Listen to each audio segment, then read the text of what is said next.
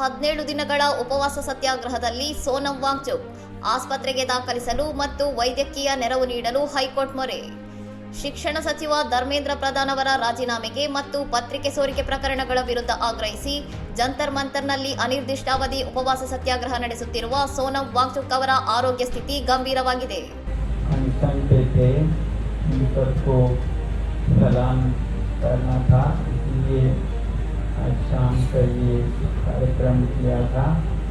ವಾಂಗ್ಚುಕ್ ಅವರ ಪ್ರಾಣ ರಕ್ಷಣೆಗೆ ತುರ್ತು ಹಸ್ತಕ್ಷೇಪ ನಡೆಸುವಂತೆ ಮತ್ತು ಅವರನ್ನು ಆಸ್ಪತ್ರೆಗೆ ದಾಖಲಿಸಿ ಬಲವಂತವಾಗಿ ಆಹಾರ ನೀಡುವಂತೆ ಕೋರಿ ವಕೀಲ ರಾಕೇಶ್ ಕುಮಾರ್ ಸೈನಿ ಅವರು ದೆಹಲಿ ಹೈಕೋರ್ಟ್ನಲ್ಲಿ ಸಾರ್ವಜನಿಕ ಹಿತಾಸಕ್ತಿ ಅರ್ಜಿ ಸಲ್ಲಿಸಿದ್ದಾರೆ.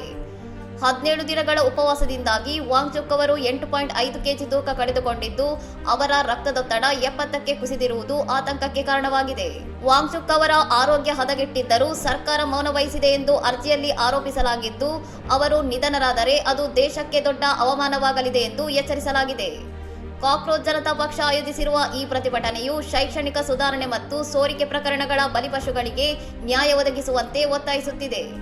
ವಾಂಗ್ಚುಕ್ ಅವರ ಆರೋಗ್ಯದ ನಡುವೆಯೇ ಜುಲೈ 20ರಂದು ಸಂಸತ್ತಿಗೆ ಬೃಹತ್ ಮೆರವಣಿಗೆ ನಡೆಸಲು ಪ್ರತಿಭಟನಾಕಾರರು ನಿರ್ಧರಿಸಿದ್ದು, ಸಿಜೆಪಿಯ ಮುಂದಿನ ನಡೆಯತ್ತ ಎಲ್ಲರ ಚಿತ್ತ ನೆಟ್ಟಿದೆ. ಇನ್ನಷ್ಟು ಸುದ್ದಿಗಳಿಗಾಗಿ ನೋಡ್ತಾ ಇರಿ ಸೌರಂ ಟಿವಿ.